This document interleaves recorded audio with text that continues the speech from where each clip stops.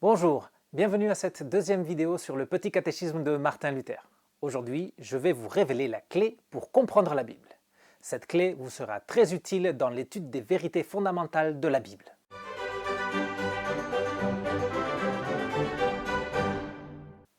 La Bible peut se résumer en deux vérités principales, la loi et l'Évangile. Ces deux vérités nous permettent de comprendre le message de Dieu pour l'humanité. Il est primordial de bien comprendre ces deux vérités si on veut s'y retrouver dans l'étude de la Bible. C'est pourquoi je vais vous les présenter dans cette vidéo. Tout d'abord, voyons la loi. Comme nous l'avons vu dans la précédente vidéo, la loi de Dieu, c'est principalement les 10 commandements. Par la loi, Dieu veut nous apprendre ce qu'il attend des êtres humains. Par le prophète Michée, Dieu nous dit « On t'a fait connaître, homme, ce qui est bien et ce que l'Éternel demande de toi, c'est que tu mettes en pratique le droit, que tu aimes la bonté et que tu marches humblement avec ton Dieu. » Par la loi, Dieu nous montre ce qu'il exige de nous. C'est la volonté du Dieu créateur pour ses créatures. La loi nous dit ce qu'on doit faire et ce qu'on ne doit pas faire. Mais les commandements ne sont pas que des instructions sur la façon de se conduire extérieurement. Par la loi, Dieu nous dit aussi comment nous devons être intérieurement. On lit dans le livre du Lévitique, chapitre 19, verset 2, « Vous serez saints, car je suis saint, moi, l'Éternel, votre Dieu. » Saint, ça veut dire écarter du péché. Péché, ça veut dire transgression de la loi. Commettre un péché, c'est dépasser les limites de la loi. Donc, quand Dieu nous demande d'être saints, il nous demande de ne pas désobéir ses commandements et de toujours les garder à l'esprit. Il dit dans le livre du Deutéronome, chapitre 6, verset 6, « Les commandements que je te donne aujourd'hui seront dans ton cœur. » La question qu'on peut se poser, c'est quand et comment Dieu a fait connaître sa loi.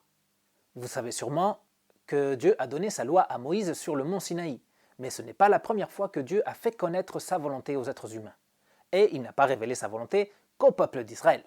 Dieu a dit par l'apôtre Paul dans la carte aux Romains chapitre 2 versets 14 et 15 « Quand des non-juifs qui n'ont pas la loi font naturellement ce que prescrit la loi, ils se tiennent lieu de loi à eux-mêmes, bien qu'ils n'aient pas la loi. Ils montrent que l'œuvre de la loi est écrite dans leur cœur, car leur conscience en rend témoignage et leurs pensées les accusent ou les défendent tour à tour. » Les gens qui ne connaissent pas les 10 commandements agissent quand même selon la loi de Dieu parce que cette loi a été écrite dans le cœur humain au moment de la création. Cette présence de la loi de Dieu dans le cœur humain, c'est ce qu'on appelle la loi naturelle. Mais à cause du premier péché, l'être humain a chuté de son état de sainteté et dans sa nouvelle condition de pécheur, la volonté de Dieu inscrite dans son cœur a commencé à s'obscurcir et à s'effacer petit à petit. Le constat de cette nouvelle réalité se trouve dans le livre de la Genèse chapitre 6 verset 5. L'Éternel vit que les hommes commettaient beaucoup de mal sur la terre et que toutes les pensées de leur cœur se portaient constamment et uniquement vers le mal. Alors, pour nous aider à mieux voir, Dieu nous a donné sa loi une deuxième fois dans les 10 commandements. Cette fois, il ne l'a pas inscrite dans les cœurs, mais sur 2 tables de pierre qu'il a données à Moïse sur le mont Sinaï. Nous lisons dans l'Exode chapitre 31 verset 18 « Lorsque l'Éternel eut fini de parler à Moïse sur le mont Sinaï, il lui donna les 2 tables du témoignage, tables de pierre écrites du doigt de Dieu. » On ne sait pas combien de commandements il y avait sur chacune des tables, mais Jésus, quand il fait le résumé de la loi, il parle de 2 commandements principaux. Tu aimeras le Seigneur ton Dieu de tout ton cœur, de toute ton âme et de toute ta pensée. C'est le premier commandement et le plus grand. Et voici le deuxième qui lui est semblable. Tu aimeras ton prochain comme toi-même. De ces 2 commandements dépendent toute la loi et les prophètes. Donc, pour étudier les 10 commandements, on les divise en 2 parties. On dit que dans la première partie se trouvent les commandements qui nous montrent comment aimer Dieu. Et dans la deuxième table, les commandements qui nous montrent comment aimer notre prochain. En résumé, dans sa loi, Dieu nous demande d'aimer. C'est précisément comme ça qu'il nous le dit dans la carte aux Romains chapitre 13 verset 10. L'amour ne fait pas de mal au prochain. L'amour est l'accomplissement de la loi. Parallèlement à la loi, on trouve l'Évangile. L'Évangile, c'est l'autre grande vérité de la Bible qu'on a besoin de connaître pour comprendre le message de Dieu. Le mot « évangile » signifie « bonne nouvelle ». Il s'agit d'une information précieuse que tous les êtres humains ont besoin d'entendre. Contrairement à la loi, cette information précieuse n'a pas été écrite dans le cœur de l'être humain. Nous avons accès à cette bonne nouvelle parce que Dieu l'a révélée. Il y a dans la Bible 4 livres qui s'intitulent « Évangiles ». Ce sont des biographies de Jésus. Ces livres ont été écrits par 4 des disciples de Jésus afin de faire connaître la bonne nouvelle que Dieu a révélée. Le contenu de cette bonne nouvelle est résumé dans l'Évangile selon Jean chapitre 3 verset 16. En effet, Dieu a tant aimé le monde qu'il a donné son Fils unique afin que quiconque croit en lui ne périsse pas mais ait la vie éternelle. L'Évangile nous proclame l'amour de Dieu.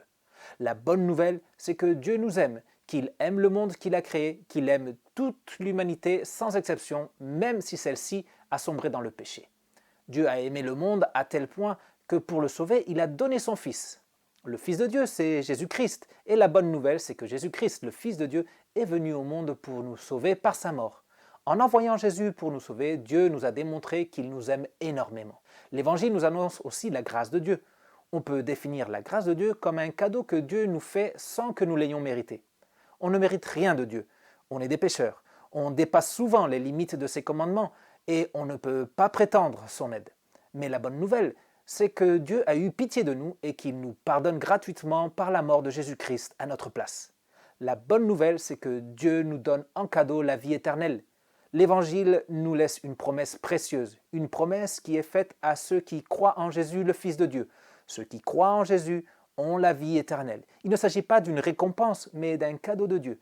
Il n'avait pas à nous promettre un tel cadeau, mais il promet la vie éternelle à ceux qui croient en Jésus pour qu'on puisse vivre avec espérance. L'Évangile est une bonne nouvelle. Mais cette bonne nouvelle n'est pas que de l'information. Nous lisons dans la carte aux Romains au 1er chapitre, verset 16. « En effet, je n'ai pas honte de l'évangile de Christ, c'est la puissance de Dieu pour le salut de tout homme qui croit. » En plus d'être une information précieuse, l'évangile est la puissance de Dieu. La parole de Dieu n'est pas comme la parole de n'importe quel être humain. La parole de Dieu fait ce qu'elle dit. L'évangile ne fait pas qu'annoncer une bonne nouvelle.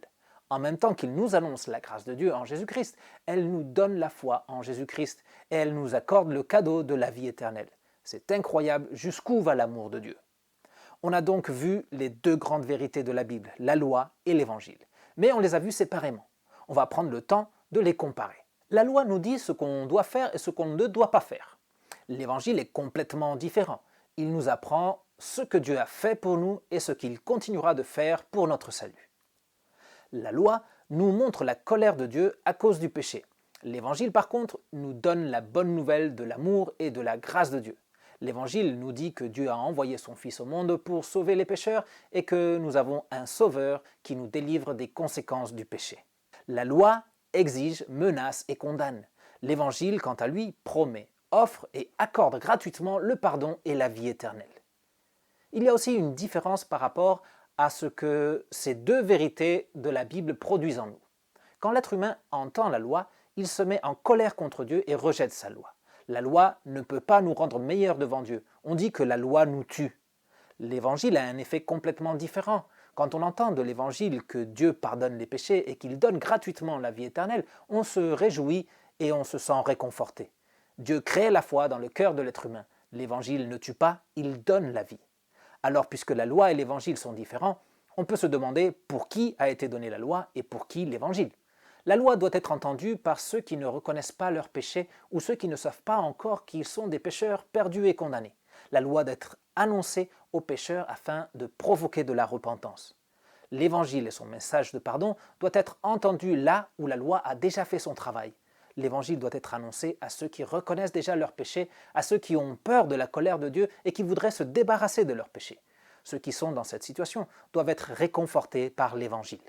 Avec ces 2 grandes vérités de la Bible, la loi et l'Évangile, nous avons la clé pour comprendre le message de Dieu et étudier sa parole. En même temps, ces 2 grandes vérités de la Bible nous apportent la foi et le réconfort de se savoir aimé de Dieu. Maintenant, réponds au quiz qui se trouve dans la description et on se retrouve bientôt pour continuer notre étude des vérités fondamentales de la Bible. Ciao!